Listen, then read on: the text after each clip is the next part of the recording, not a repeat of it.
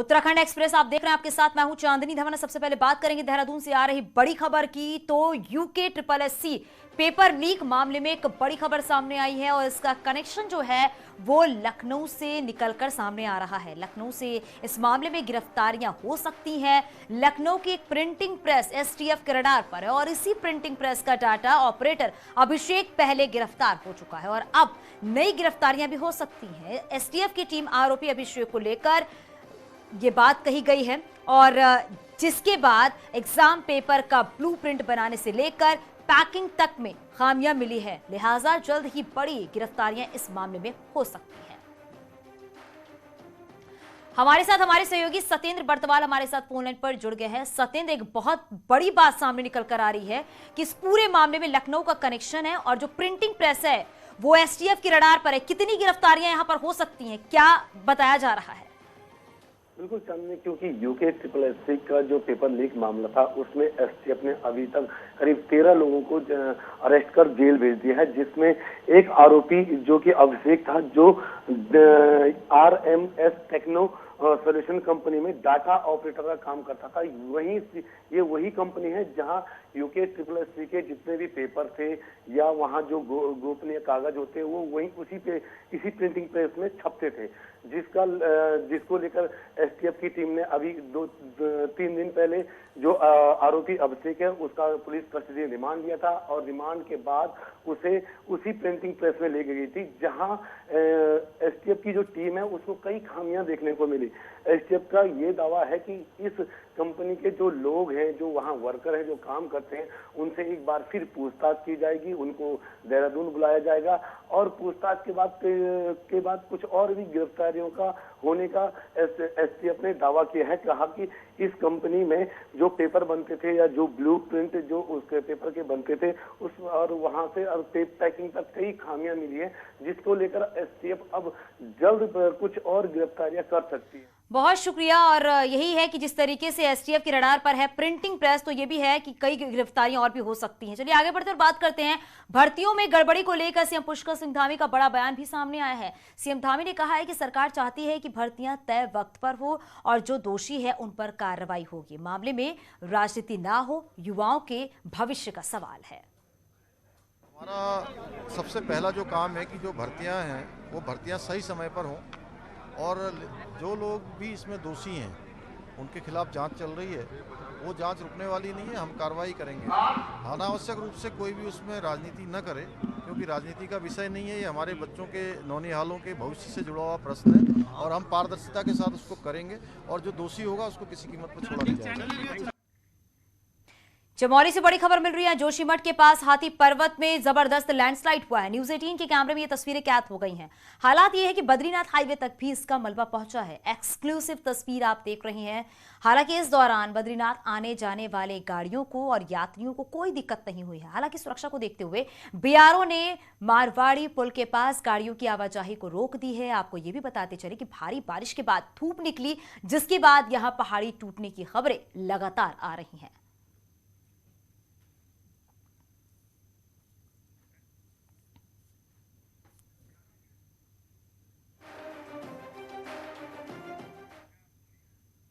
पिथौरागढ़ से अगली खबर मिल रही है। यहां भी भूस्खलन हुआ है। पिथौरागढ़ में धारचूला के कोकल खेत वाटरफॉल के पास लैंडस्लाइड की भयानक तस्वीर सामने आई है, जिसमें पहाड़ी भरभरा कर गिर गई है। हालांकि किसी के जानमाल के नुकसान की कोई खबर सामने नहीं आई है।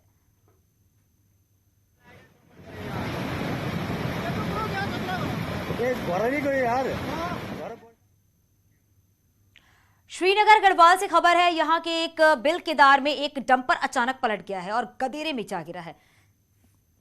डंपर सड़क किनारे खड़ा था और इस दौरान बारिश के कारण मिट्टी गीली थी और मिट्टी धंसने के कारण डंपर एक तरफ पलट गया।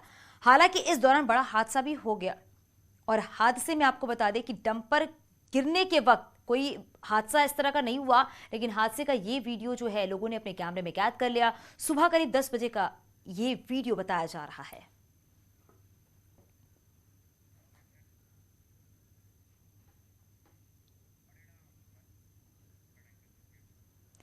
रुद्रप्रयाग जिले के छिनका गांव में भारी बारिश से नुकसान हुआ है और छिनका गांव में रात के 1 बजे ऊपरी क्षेत्र में भारी बारिश से कई मकान और मलबे जद में आ गए हैं और इसके साथ ही भारी भारी पत्थर और मलबा लोगों के घरों में घुस गया, जिसकी चपेट में कई गौशाला भी आई है। लेकिन राहत की बात यह है कि कोई जनहानि नहीं हुई है। वहीं कुदरत की मार से लोगों की अगर बात करें तो वो काफी सहमे हुए हैं।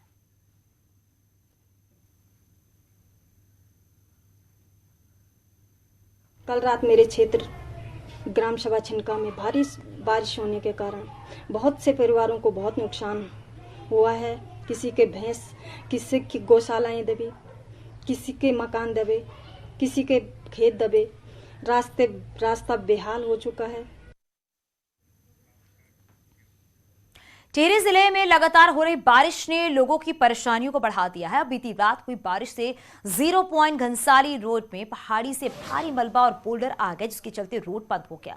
हालांकि छोटे वाहनों को टिहरी डैम टॉप से डाइवर्ट कर दिया गया है, लेकिन भारी वाहन अभी भी 0 पॉइंट रोड में फंसे हुए हैं। वहीं मशीनों से मलबा हटाने का प्रयास भी किया जा रहा है, लेकिन लगातार मलबा गिरने से दिक्कतें भी सामने आ रही हैं। राजमार्ग 58 टिहरी डैम टॉप के पास अभी अवरुद्ध है, जो कि मध्य रात्रि से लगभग 12 बजे से लगातार मलबा बोल्डर्स गिरने के कारण अवरुद्ध चल रहा है। यहाँ पर मशीनरी जो है तैनात कर दी गई है और लगातार मार्ग को सुचारू किए जाने की कार्रवाई की जा रही है। नैनीताल भवाली रोड को 12 दिनों के बाद आखिरकार आम लोगों के लिए खोल दिया गया है और पिछले कई दिनों से रोड पहाड़ी से भूस्खलन के बाद पूरी तरह से बंद हो गई थी। 29 जुलाई को पहाड़ी के बड़े हिस्से में कटाव हुआ, जिससे कि सड़क का करीब 25 फीट हिस्सा पूरी तरीके से ध्वस्त हो गया। वहीं सड़क खुलने के बाद यात्रियों ने राहत की सांस ली। दिक्कतें बहुत थी क्योंकि बाया क्या नाम कहते हैं गेठिया होते हुए जाना पड़ रहा था। आप कहीं को भी जाएंगे, अभी छोटी गाड़ियों के लिए आज सुबह से इन्होंने रास्ता खोल दिया, अब तो बहुत राहत मिल जाएगी। और पूरी टीम एफर्ट रही, जो कि बहुत प्रयास किया गया और दोनों तरफ से मशीनें लगाई गई और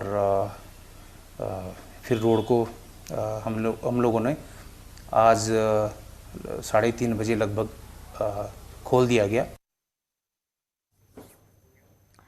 हर घर तिरंगा अभियान के तहत ही आज गांधी पार्क से घंटा घर तक प्रभात फेरी निकाली गई। प्रभात फेरी की शुरुआत जो है वो सीएम पुष्कर सिंह धामी ने की और यात्रा को हरी झंडी दिखाकर रवाना किया गया।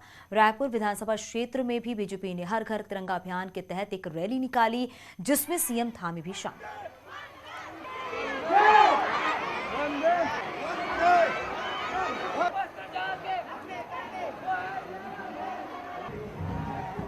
25वें साल का जब हम स्थापना दिवस मना रहे होंगे, रजत जयंती वर्ष मना रहे होंगे, तो उस समय हमारी हर क्षेत्र में ग्रोथ रेट अच्छी हो, हर क्षेत्र में हमारी तरक्की हो, हर क्षेत्र में हमारी उन्नति हो। आज जहां हैं हम उससे काफी आगे निकले और उत्तराखंड हिंदुस्तान का श्रेष्ठ राज्य बने, उत्तराखंड हिंदुस्तान का आदर्श राज्य बने। उस राज्य को बनाने के लिए भी हमें संकल्प लेना होगा। उत्तराखंड की भारत चीन सीमा पर आईटीबीपी के महिला दल ने 17,000 फीट पर आजादी का अमृत महोत्सव और हर घर तिरंगा अभियान के तहत ही तिरंगा फहराया। इस दौरान महिला दल का उत्साह जो है वो देखने लायक था। आईटीबीपी ने 2016 से सीमा चौकियों पर महिला कर्मियों को तैनात कर रखा है और इस समय आईटीबीपी में करीब 2,500 महिलाएं सेवाएं दे रही हैं। आईटीबीपी भारत चीन की 3,488 किलोमीटर लंबी सीमाओं की सुरक्षा करती है, जिसके जवान जो हैं वो ज्यादातर ऊंचाई वाले मुश्किल इलाकों, बर्फ और कठिन जलवायु परिस्थितियों में तैनात होते हैं।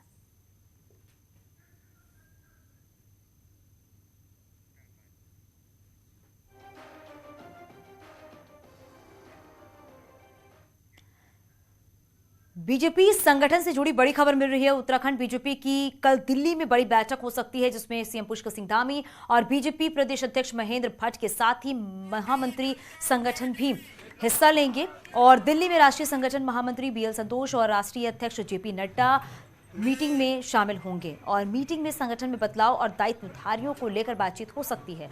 इस पर फाइनल चर्चा दिल्ली में इस बार हो सकती है।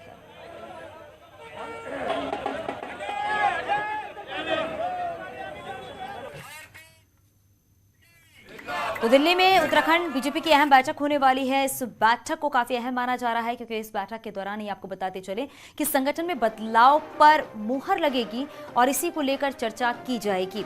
संगठन में बदलाव पर ही बातचीत होनी है, दायित्वधारियों पर भी फाइनल चर्चा होगी।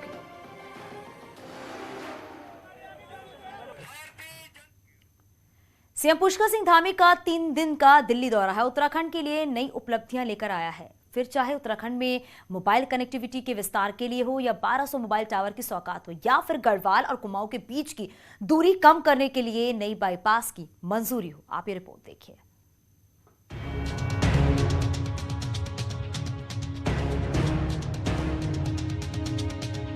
मुख्यमंत्री पुष्कर सिंह धामी ने अपने 3 दिन के दिल्ली दौरे में सड़क परिवहन मंत्री नितिन गडकरी समेत कई केंद्रीय मंत्रियों से मुलाकात की और ये पहला दौरा रहा जब हर मुलाकात में उत्तराखंड को कुछ न कुछ सौगात जरूर मिली।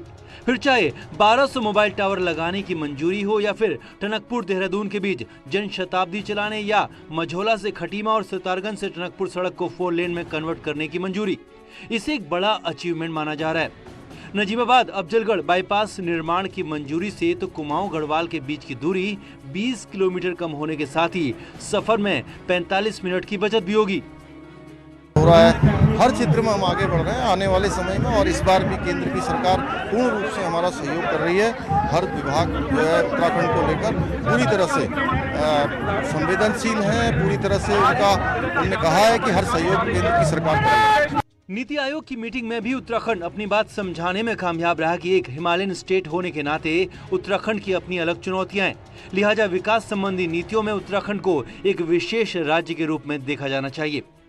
नीति आयोग भी काफ़ी हद तक सहमत है कि उत्तराखंड राज्य को एक विशेष रूप से भारत सरकार की ओर से सहयोग मिलना चाहिए और जो भी विकास संबंधी नीतियाँ बनती हैं भारत सरकार में, उसमें उत्तराखंड राज्य को एक नॉर्मल स्टेट की तरह से ट्रीट ना करते हुए एक अलग कैटेगरी में रखा जाना चाहिए। अब दिल्ली दौरे के ये नतीजे कुछ वक्त बाद धरातल पर दिखने शुरू हो जाएंगे। खासकर हाईवे के विस्तार के क्षेत्र में तीर्थाटन, पर्यटन और सामरिक महत्व का होने के कारण उत्तराखंड को आने वाले दिनों में और बड़ी उपलब्धियां देखने को मिल सकती हैं। देहरादून से न्यूज़ 18 के लिए सुनील नवप्रभात की रिपोर्ट। प्रदेश बीजेपी अध्यक्ष महेंद्र भट्ट प्रदेश में काशीपुर में शोभा यात्रा में भाग लिया और ये यात्रा टांडा तिराहे से होते हुए एमपी चौराहे तक आई है। और वहीं महेंद्र भट्ट ने कांग्रेस के वरिष्ठ नेता और पूर्व सीएम हरीश रावत पर निशाना भी साधा है। भट्ट ने कहा है कि हरीश रावत अकेले पूर्व सीएम हैं जो कांग्रेस में रह रहे हैं, बाकी सभी पूर्व सीएम बीजेपी में हैं। इसके साथ ही भट्ट ने हरीश रावत के मुख्यमंत्री के सामने धरने पर बैठने की बात पर तंज कसते हुए कहा कि हरीश रावत को धरने देने के बजाय सुझाव देने चाहिए। अकेले रह गए कांग्रेस में, सारे पूर्व मुख्यमंत्री हमारे साथ हैं, अकेले रह गए कांग्रेस में और वो कह रहे मुख्यमंत्री आगे धरना दूंगा। अरे तो वरिष्ठ व्यक्ति सुझाव दो भाई। मेरे माननीय मुख्यमंत्री जी ने कहा है कि मैं विपक्ष से माननीय मुख्य हरीश रावत जी की बात को मानता हूँ, हम मानते भी हैं। अकेला लोकतांत्रिक दल है। रुद्रप्रयाग में कांग्रेस के प्रदेश अध्यक्ष करण मेहरा ने भारत जोड़ो तिरंगा यात्रा का शुभारंभ किया है। कांग्रेस की तिरंगा यात्रा कई जिले से होती हुई 15 अगस्त को देहरादून में संपन्न होगी। वहीं करण मेहरा ने बीजेपी के तिरंगा प्रेम पर जोरदार तंज भी किया है। करण मेहरा ने कहा है कि कांग्रेस ने तो हमेशा ही तिरंगा का सम्मान किया है, लेकिन बीजेपी और संघ परिवार ने हमेशा तिरंगे का अपमान किया है। हो जिन्होंने अपने मुख्यालय में तिरंगा नहीं फहराया हो, जिनके सावरकर ने तिरंगे के खिलाफ लिखा हो, जिनके गोयलकर ने अपनी पुस्तकों में तिरंगे के खिलाफ लिखा हो, स्वीकार न किया हो, आज वो समझ गए हैं, चाहे वो 75 साल उनको समझने में लग गए कि गांधी के पीछे और तिरंगे के नीचे ही वो सुरक्षित है, क्योंकि लगातार झूठ बोलते रहे भारत की जनता से। एयरपोर्ट अथॉरिटी ऑफ इंडिया ने पिथौरागढ़ के नैनी सैनी एयरपोर्ट के अधिग्रहण को लेकर सहमति जताई है। अथॉरिटी ने नैनी सैनी एयरपोर्ट के रखरखाव के साथ ही इसके संचालन का भी जिम्मा जो है वो खुद उठाने पर हामी भर दी है। नैनी सैनी एयरपोर्ट से लंबे समय से नियमित उड़ान बंद है और यही नहीं, डीजीसीए ने कई दफा एयरपोर्ट खामियों को भी चिन्हित कर चुके हैं। बावजूद इसके अभी तक एयरपोर्ट की कमियों को पूरी तरीके से दूर नहीं किया जा सका है। अब जाकर एयरपोर्ट अथॉरिटी ऑफ इंडिया ने नैनी सैनी एयरपोर्ट को लेने की इच्छा भी जताई है, जिसके बाद अब राज्य सरकार को इस बारे में अंतिम फैसला लेना है।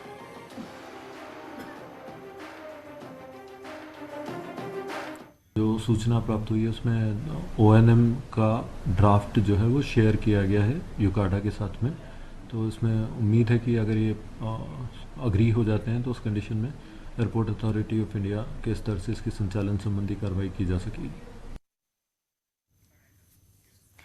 नैनीताल में आज बड़ा हादसा होते होते टल गया है। जू रोड पर गाड़ी सड़क से नीचे पैदल रास्ते में गिर गई है, जिसमें 5 मोटरसाइकिल और स्कूटी चपेट में आने से क्षतिग्रस्त हो गई है। हालांकि गाड़ी रेलिंग से रुकने के चलते बड़ा हादसा टल गया है, क्योंकि अगर गाड़ी रेलिंग पे नहीं टकराती तो बड़ा हादसा हो सकता था। फिलहाल स्थानीय लोगों ने खुद ही इसको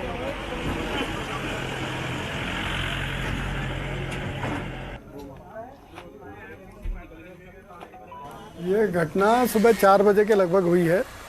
ये गाड़ी ऊपर बिरला रोड में जा रही थी, जिसमें कुछ मैकेनिकल फेलियर की वजह से ये वापस लौट गई और किस्मत अच्छी रही कि सुबह 4 बजे के होने की वजह से रोड पे कोई लोग चल नहीं रहे थे और ये रेलिंग मजबूत होने की वजह से ये अटक गई है। ड्राइवर ऊपर को ले गया, ऊपर को से गाड़ी उठी नहीं तो उसमें 4x4 थी नहीं, वो बैक आ गई। बैक आकर पीछे दीवार रेलिंग तोड़ती हुई नीचे को लटक गई। कुछ इधर मोटरसाइकिलें खड़ी थी, उनका नुकसान हो गया। हरिद्वार के ज्वालापुर क्षेत्र में 3 सरकारी स्कूलों में छात्रों को त्रिपाल के नीचे बैठकर पढ़ना पड़ रहा है। बिल्डिंग जर्जर होने के चलते स्कूल के आंगन में क्लास लगाकर बच्चों को पढ़ाया जाता है। स्कूल की जमीन पर विवाद होने और संसाधनों की कमी होने के चलते सैकड़ों छात्रों की शिक्षा प्रभावित हो रही है।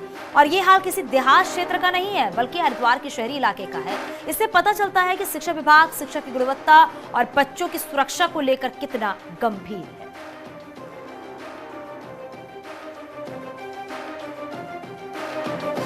हम लोगों ने डेटा इकट्ठा किया है और इस समय शासन ने भी, विभाग ने भी कहा है कि तमाम जितने भी जर्जर स्कूल हैं उन स्कूलों का डेटा इकट्ठा करके और उनका जो फोटोग्राफ्स है, DPR है, उसको शासन को उपलब्ध करा देंगे। तो उसके बाद जो भी स्रोत होगा स्कूलों की बिल्डिंग से। पौड़ी जिले के सतपुली में बड़खोलू गांव के ग्रामीण हर दिन अपनी जान जोखिम में डालकर आवाजाही करने को मजबूर है और जिस झूला पुल पर चलने की सोच कर ही लोगों की सांसें अटक जाती हैं, उस पुल से रोज सैकड़ों बच्चों को जाना पड़ता है। साल 2013 में आई भीषण आपदा के दौरान गांव से बाजार को जोड़ने वाला पुल टूट गया था और वही हालात ये हैं कि 9 सालों बाद भी पुल नहीं बन पाया है, जिसके चलते ग्रामीण उपंती नदी के ऊपर बने जर्जर झूला पुल से ही सतपुली पहुंचते हैं। और बहुत कितने सालों से बोल रहे हैं हम कि हमारे लिए पुल लाओ। स्कूल के बच्चे, टीचर सब परेशान होते हैं यहाँ जाने में। इंटर कॉलेज में टीचर आ ही नहीं पाते, फिर भी आते हैं अपनी जान को उसको करके। सर, इस पुल की स्थिति तो बहुत दयनीय है, बहुत ख़राब है। इसमें पूरा गांव का रोज़मर्रा का काम इस पुल से होता है। इसके अलावा बड़खोलू ग्राम सभा के लिए कोई रास्ता नहीं है। उत्तरकाशी के सरनौल गांव के निकट भूस्खलन से 7 आवासीय भवन खतरे की जद में आ गए हैं और 7 परिवारों ने अपने पुश्तैनी मकान छोड़कर स्कूलों में शरण ली है। ग्रामीणों ने प्रशासन से जल्द ही विस्थापन की मांग की है और सरनौल गांव के पास डारी टोक में कई साल से भूस्खलन हो रहा है और 30 साल पहले प्रशासन की ओर से विस्थापन की प्रक्रिया भी शुरू हो गई थी, जिसमें कुछ परिवार विस्थापित किए गए। वहीं भूस्खलन सक्रिय होने की सूचना पर बड़कोट तहसील प्रशासन की टीम सरनौल गांव पहुंची और जल्द गांव में भूगर्भीय सर्वे कराने की बात भी कर रहा है।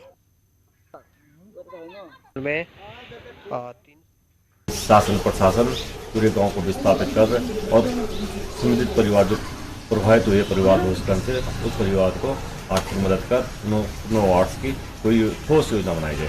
नहीं, लोगों को तो इसलिए हटा रहे हैं हम लोग वहाँ से क्योंकि वो खतरा बना हुआ है लगातार।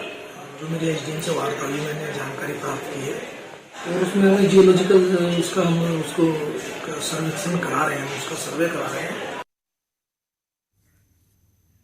सितारगंज में 1 महीने पहले ही माइक्रो फाइनेंस कंपनी के फील्ड ऑफिसर से हुई लाखों रुपए की लूट का पुलिस ने खुलासा करते हुए 5 आरोपियों को गिरफ्तार कर लिया है। वहीं आरोपियों की निशानदेही पर लूटे गए 2.25 लाख रुपयों में से 81,000 रुपयों के साथ एक तमंचा और 3 कारतूस जो है वो बरामद कर लिए गए। घटना की मास्टरमाइंड शक्ति फर्म के रहने वाली महिला है और जो फाइनेंस कंपनी की एजेंट भी है। इस महिला ने अपने पति के साथ मिलकर लूट घटना को साजिश रची थी। उसने ही पैसों का लालच देकर 5 लोगों को साजिश में शामिल किया था। इस मामले में फरार दंपति की तलाश की जा रही है।